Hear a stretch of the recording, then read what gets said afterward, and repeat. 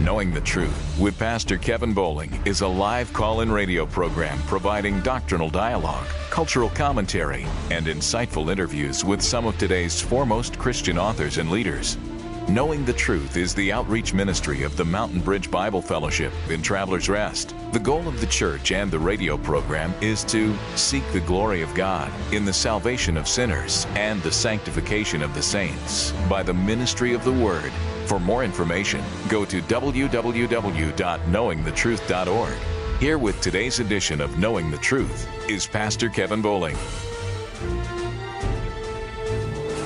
Hey, welcome into this edition of the Knowing the Truth radio program. This is Pastor Kevin Bowling, and so glad that you joined us on the radio program today. I wanted to introduce a guest that I have on the program today. He's going to be one of the speakers at the creation conference that's coming here to the upstate of South Carolina, specifically right here in Greenville, South Carolina. The conference is called In 6 Days. Of course, that relates to the 6 days of creation. And the subtitle is A Creation Event 2019. It's going to take place on Friday evening, that's May 10th, and then also the following day on Saturday, May 11th. It's going to be held at Greenville Presbyterian Church, GPC, that is located at 400 East Main Street in Taylor, South Carolina. I'll give you some more information about that conference. I'm going to be doing a number of interviews with some of the guest speakers at that event, and today's going to start the first one. I wanted to talk today with Tom DeRosa.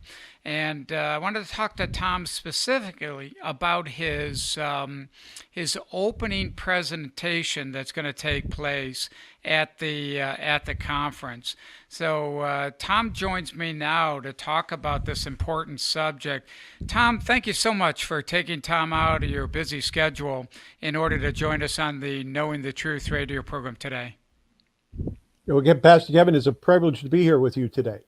Well, Tom, let me ask you the title of your presentation, which will be the first one in this conference on Friday evening at 7 o'clock.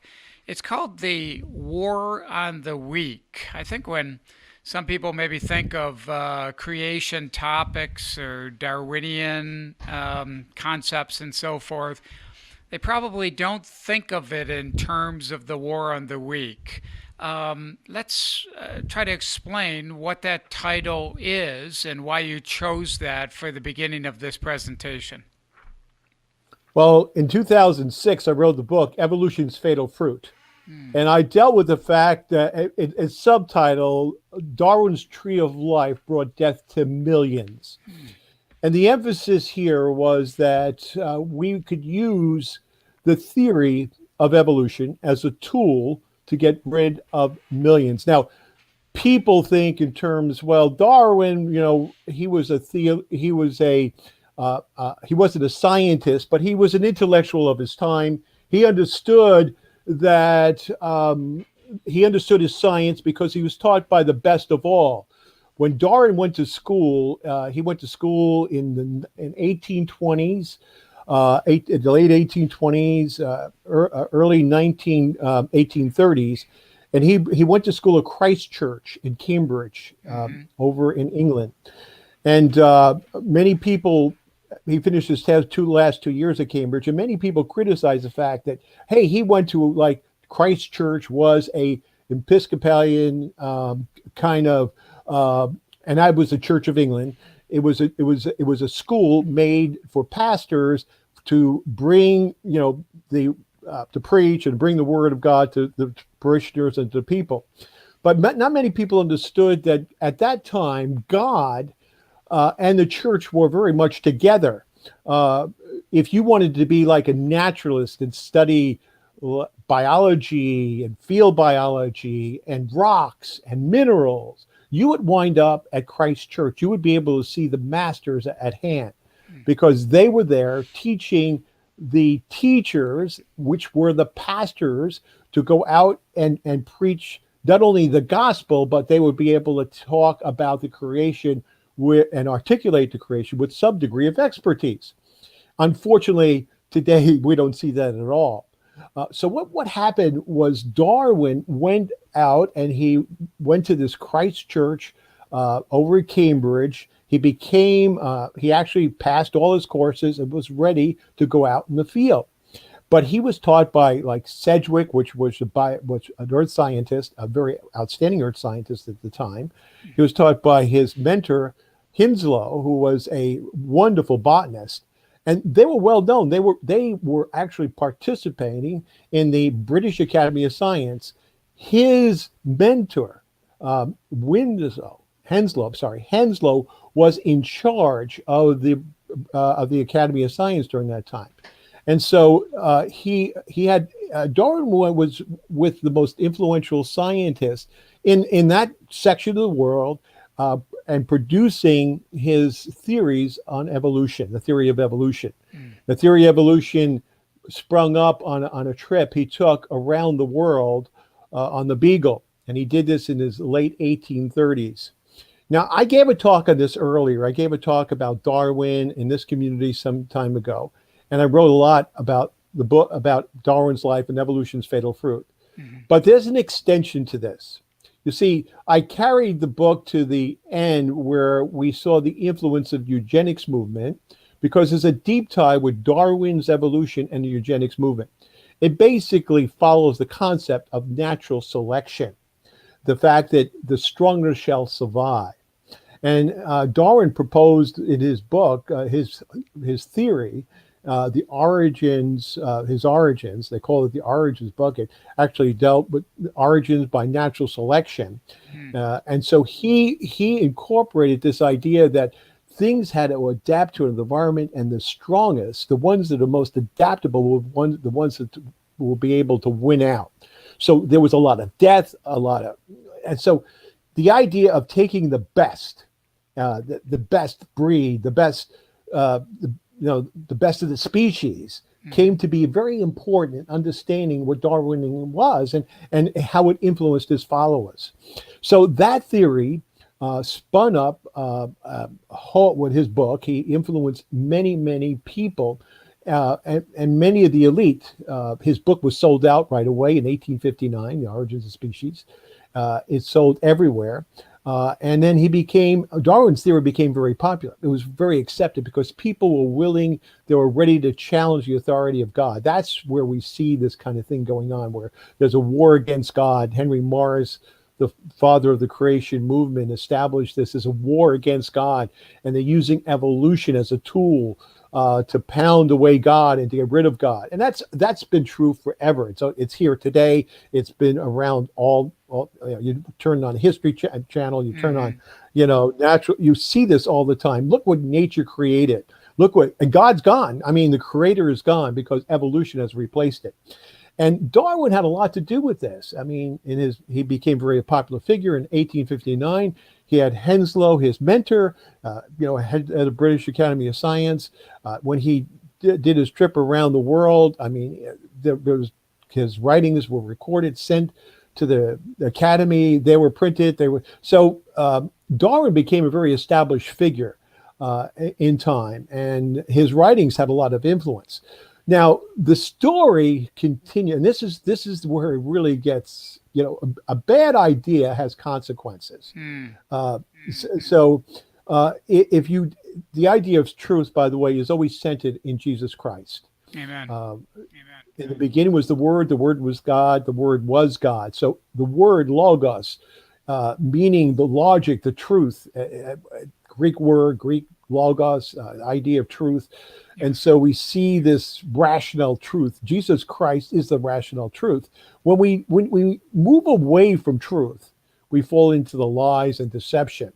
And I believe that's how evolution has really, has been really evil in the fact that it's taken us away from God. It's replacing God. And so we see this kind of, this ideology, and I call it ideology, but it's an idolatry against God, saying we are God. And so this is where it becomes dangerous.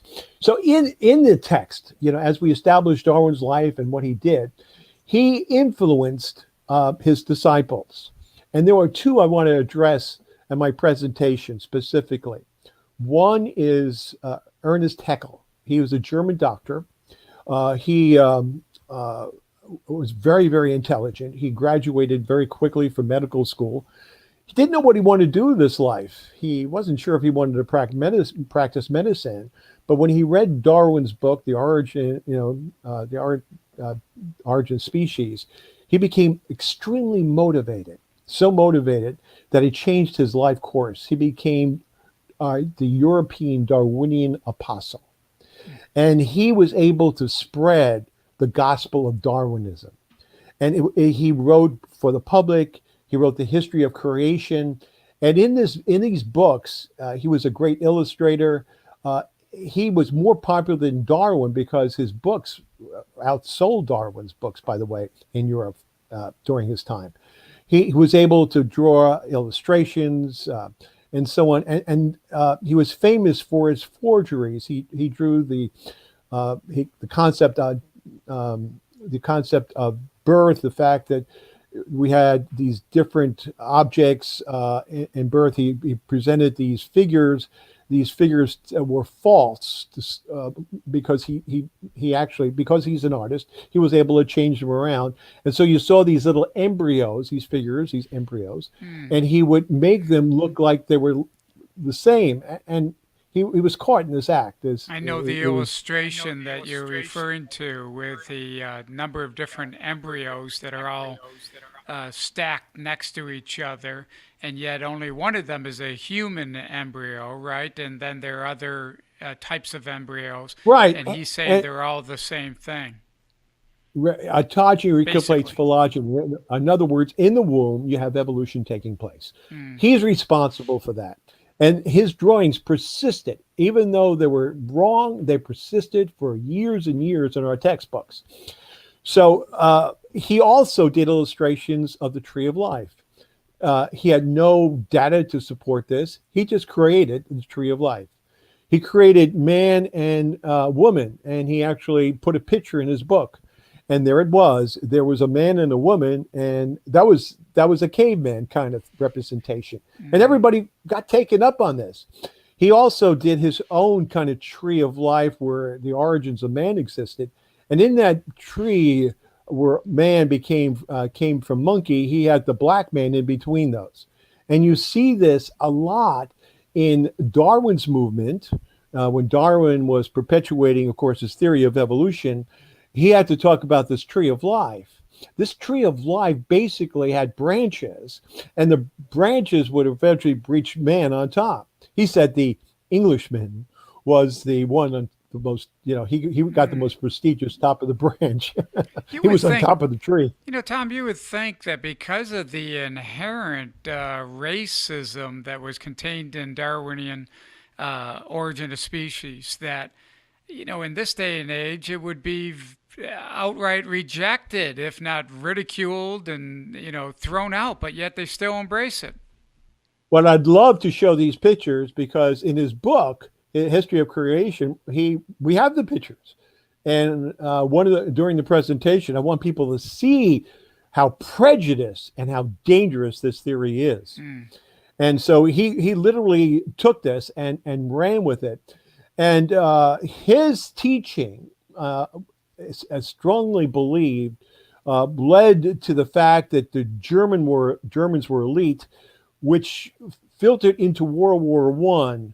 And a lot of these German generals and I call them the elite, they believed in Darwin evolution, and they believed that they were the top of the crop. They were the elitist. Superior and race. Therefore superior race. But this is only World War I. And World War II was even developed a lot worse because now we have Hitler taking over, who, by the way, and this is where it comes, you could see all the connections. He makes a connection with Haeckel's theories, but he's also connecting with another disciple. And that disciple is Francis Galton, which was the first cousin of Darwin. He was a young man when The Origin of Species was published in 1859. Very brilliant, very smart. He's the inventor of the fingerprint. So you've got to think he was a master geographer. He could go anywhere in the world. So he was unbelievable. He was just a genius. He literally thought of Darwin's theory as a way of, if you can raise a race up, if you could just bring a race up strong and could adapt to the environment, you would have a superior race. So he took the theory of evolution, thought of this tree of life, and said, listen, you can breed cattle. We can breed the best cattle in the world. We can breed the best horses in the world. We can breed the best people in the world. And so this eugenics movement said, hey, listen, I want to make sure that by eugenics means, the definition means well-born. So he wanted to make sure that as a human race, we were strong. And the way we would get strength is by marrying the right kind. And so he first started to say, well, we should appoint people to be married. And of course, there was a total rejection in England. But it was interesting because when Francis Galton found people in America like Dr. Davenport, who was at Brooklyn Institute at that time, and he was a biologist and an engineer, and he loved the data. Galton loved to use data, and so did Davenport. They developed a very strong relationship in around 1900s, early 1900s. So we have Galton, who developed the eugenics movement. He brings eugenics movement to America. Davenport picks this up, and through his clinic, and this is now where we make some significant ties, because now we're going to see that the better man in America means that we do have an elite here in America. We have people like Rockefeller. We have people like the Carnegie Institute, who want to make a better man. And so what we see, even IBM is involved in this in some way. So we see these major American corporations step up and start working with this concept, the concept of eugenics. We see the American Museum of Natural History in New York City take it full-fledged. They actually bring in a pygmy to be displayed, an African pygmy to be displayed, Otto Binga. And Otto was displayed at the American Museum of Natural History as one of the cavemen, as a person that we came from and was related to monkeys. And then Otto Binga, because he got a little bit disruptful in the museum, was transferred over to the Bronx Zoo. And thousands of people attended that to see him and to see what's going on. The eugenics movement smells. It's awful. It's just disgusting. So much so that when Hitler grabbed onto it, so now Hitler has the backing of Ernest Haeckel, and we have the eugenics movement growing in America. 60,000 sterilizations took place in America because of that. Abortion was born because of that. We have Margaret Sanger. The War on the Weak was born on this. See, when man has control, it gets dangerous. When God is replaced, and every time you see, a Discovery Channel, beautiful nature, and you see the fact that, oh, wow, this is amazing. Look at the amazing design. And all of a sudden, evolution did it. And that is what they're doing is taking God's glory away. Yes. They're taking everything that belongs to God away. And this is going to be damnation to our Bible and our Word of God. So what happens now is that man becomes in charge. Hitler was in charge. The Nazis were in charge. And they took 6 million Jews because they thought they were undesirables. They were weak. And then he took another 5 million. That's 11 million. And more studies have been done. There's much more. There are millions of people destroyed because of this. And so we see this ideology playing full-fledged. Communism has used it. They like this philosophy because it gets rid of God. This ideology, I like to call it an ideology. I like to call it evolution ideology. And I like to call it a bad ideology. An ideology is damaging and destructive. Because when it's upheld in its entirety, that's when it gets dangerous. You completely got rid of God. And so you wind up in these terrible circumstances. So we bring ourselves right into where we are in Germany. We see the the millions of people being persecuted, put them in gas chambers. It goes on because we've lost our human dignity. We bring it into communism, and we see communism. If there's no God, then where do we fit? Well, evolution fits very well for them, because if we take evolution in, we're nothing but an animal. If you can get rid of spare cats, you can get rid of spare people. And so we see this coming true throughout the world. Millions and millions of lives have been lost on this ideology. So the war is always against the weak, and we see this manifested over and over again. The idea of the talk is to update evolution's fatal fruit and let people see where we are even today. Today, we don't use the word genetics. After we exposed the genetics movement in Hitler's camps, where so many people died in the gas chambers, and so inhumane practices took place. By the way, a very interesting fact is that the Germans themselves, a lot of people think the Nazis were responsible. Of course, they were responsible for the war, but the death camps and things of this nature, the Germans were already brainwashed. They were brainwashed in their schools and their systems. So the idea of Jews being against the Jew was already in their culture. Mm-hmm. So many of the regular Germans would employ themselves in the army or assist the army and would get rid of the Jews. They would actually exterminate them and be part of the extermination. I've wondered about that. A couple of things. One would be, I've heard people say that God made man in of his own image, and ever since that day, man has been trying to return the favor. So now he's made God in his own image, and these ideas have ramifications and dark consequences, as you've been spelling out. And I often thought about the Nazis, that they didn't actually, Hitler himself, take somebody's life, but there was a whole large group of people that bought into this mentality. And obviously, that's what we have to try to prevent in our day and age, that a group of people buy into this same type of bad thinking, a thinking that will lead to these types of consequences. Tom, this talk on the war in the week and the way that you weave it with history and talk about just how dark it can really be, this is really going to be interesting, and I'm looking forward to hearing that presentation at the conference. I wanted to thank you for taking the time out today to talk about this issue. Is something that's very important, and just when we get an opportunity, I want to ask you a little bit about fossils as well, and if you're going to be bringing some of those fossils with you when you come for the presentation. I love fossils, and you can't get away. I can't get away from fossils. Fossils are amazing, and particularly when you find them. And we've had the fortune of finding mammoths. We've done dinosaur excavations.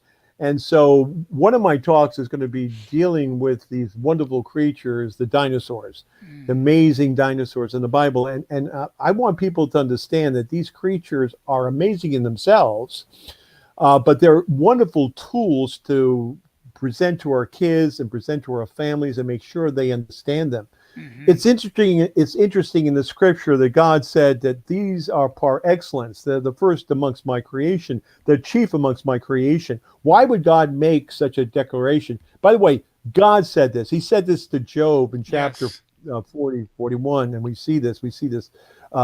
And so chapter 40. And so we see clearly that these creatures are excellent. They're made. They show God's creativity. They show his magnificence.